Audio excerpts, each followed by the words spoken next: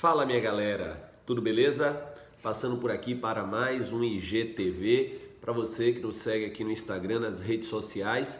Hoje, versando sobre um tema da ordem do dia, um tema que impacta na vida de todos nós, impacta na advocacia, para aqueles que estão no Ministério Público, na magistratura, que cai demais em provas concursais, que é o regime da comunhão parcial de bens. O regime da comunhão parcial de bens, que é a grande regra geral no nosso país. As pessoas que se casam e não fazem pacto antinupcial, à exceção daquelas que estão lá no regime da separação obrigatória, o maior de 70 anos, que desrespeite causa suspensiva, que se case por suprimento judicial, à exceção dessas pessoas da separação obrigatória do 1641, se você se casar e você não fizer pacto antinupcial, ou seu pacto antinupcial for inválido por algum motivo, você incorrerá no regime da comunhão parcial de bens. O mesmo raciocínio, por analogia, vale na união estável. Se você vivencia uma união estável e não fez um contrato por escrito elegendo o regime de bens, o contrato de convivência, como diz a doutrina, o seu regime também será o da comunhão parcial. Diz lá o 1640, 1725, ambos do Código Civil. Então percebe-se que a grande esmagadora maioria das pessoas no nosso país se casam sem fazer pacto antinupcial, vivem em união estável sem ter contrato de convivência, ato contínuo, estão enquadradas no regime da comunhão parcial de bens. Portanto, é um regime que vivenciamos por demais na prática, por ser a regra geral, e por conta disso verifica-se demais em processos e provas concursais. Mas afinal, o que entender pela comunhão parcial de bens? A comunhão parcial de bens, ela baseia-se em uma regra geral: separação para o passado e comunhão para o futuro. Se você parar para pensar bem, antes do regime da comunhão parcial, tínhamos dois outros regimes apenas: o regime da comunhão parcial e o regime da separação de bens. Alguém teve a grande ideia de mesclar estas duas regras e daí nasce o regime da comunhão parcial. Uma separação para o passado, uma comunhão para o futuro, é a regra geral lá do 1658 e 1661 do Código Civil. Então perceba, se nós viermos a nos casar ou se nós vivenciarmos uma união estável no regime da comunhão parcial, o que era meu antes do relacionamento continua sendo só meu. O que era seu antes do relacionamento continuará sendo só seu.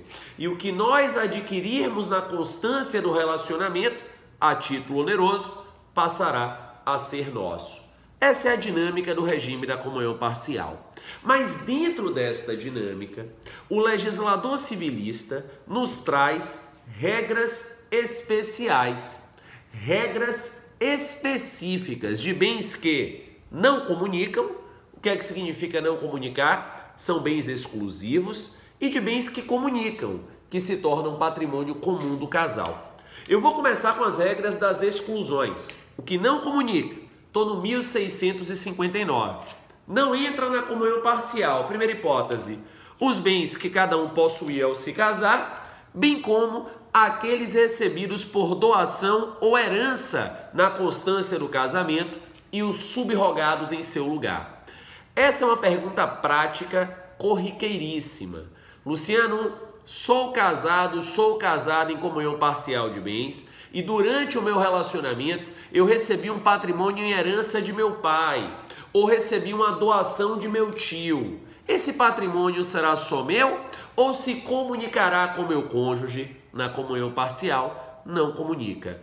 Como também não comunicará aquilo que se subrogar. Se eu recebi 300 mil em doação ou herança e eu peguei esses 300 mil que eu recebi e comprei um imóvel, este imóvel também não comunica, porque persistirá o fato gerador de exclusão primitivo. Beleza, então aí não haverá de se falar em comunicação patrimonial, ok? Muita gente faz aquela pergunta na chamada subrogação dita complexa, Que é quando o sujeito ele recebe 300 mil de doação ou herança e ao invés de comprar um imóvel de 300 mil, ele compra um de 600 mil.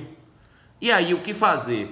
Esse é um tema que não costuma ser muito explorado em provas, mas na verdade boa parte da doutrina defende que a incomunicabilidade aí seria apenas sobre a fração dos 50% que foram subrogados, substituídos na doação ou herança. Também não comunicam os bens adquiridos com valores exclusivamente pertencentes a um dos cônjuges, em subrogação aos particulares, lógico, né? Mantém-se aí um fato gerador exclusivo. As obrigações anteriores ao casamento não comunica.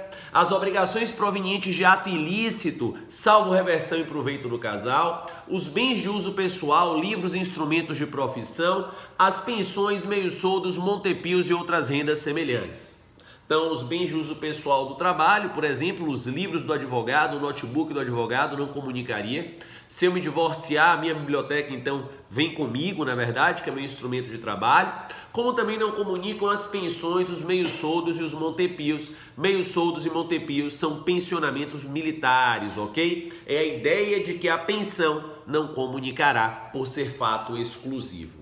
Beleza, mas além das incomunicabilidades, o 1660 do Código Civil, seguindo, trabalha agora com a regra das comunicações, com aquilo que comunicará, aquilo que adentrará no nosso regime da comunhão parcial. A primeira hipótese são os bens adquiridos onerosamente, ainda que em nome de apenas um dos cônjuges. Veja você, porque essa é uma pergunta corriqueiríssima. Luciano, estou me divorciando, mas estou tranquilo. Estou tranquilo, sou casado em comunhão parcial e está tudo em meu nome. Não, você não está tranquilo. Se foi aquisição onerosa na constância, comunicará, ainda que só em nome de um dos cônjuges. Comunicam também os bens adquiridos por fato eventual, com ou sem concurso de trabalho, com ou sem despesa anterior. Grande exemplo de fato eventual, lotérica. Ganhou na Mega Sena, é casado na comunhão parcial. Ela ou ele levará metade. Ainda que não tenha ajudado a comprar o bilhete, ainda que não tenha ajudado a escolher os números, com ou sem concurso de trabalho, com ou sem despesa anterior. Comunicam as doações, heranças recebidas por ambos, pelo casal. É possível que a doação, a herança seja direcionada ao casal, e comunicam as benfeitorias e os frutos dos bens particulares ou comuns. E aqui vai uma pegadinha clássica de prova. Sou casado com você em comunhão parcial, antes do casamento eu já tinha um imóvel, o imóvel é só meu, mas se este imóvel estiver dado em locação, os aluguéis gerados na constância do casamento comunicarão, lógico, são frutos, e as benfeitorias realizadas no imóvel na constância do relacionamento também comunicarão, são as reformas, ok? Então fica ligado nessa pegadinha. Em relação aos bens móveis que guarnecem a residência, o artigo 1662 do Código Civil nos informa que presumem-se objetos de comunicação, salvo prova em contrário. É uma presunção juris tanto, é uma presunção relativa, que vale para os bens móveis que guarnecem o lar, bem como os demais bens móveis em relação aos quais você não consiga fazer prova do fato de exclusividade. Na hora do divórcio, muita gente não tem mais a nota fiscal daquela mesa, daquele televisor, daquele abajur, não é verdade? E aí, presume-se bem do casal, presume-se bem partilhável, presume-se bem a ser dividido. Ok? Acompanhou o raciocínio aí? Beleza? Este é o nosso regime de comunhão parcial, tá bom? Se quiser se aprofundar mais acerca deste regime, em especial das várias inúmeras questões polêmicas que o STJ traz deste regime, dá um confere na nossa sinopses para concursos públicos da editora Juiz Pódio. É o volume 14, Família e Sucessões, minha e do Roberto Figueiredo, e com preço bastante acessível, tá? Para quem prefere videoaula, corre lá no site do SES, eu lhe sugiro a aquisição do nosso curso de Prática em Direito das Famílias, tá bom? Um beijo enorme, é uma alegria tê-lo aqui no meu IG. Um abraço e até mais.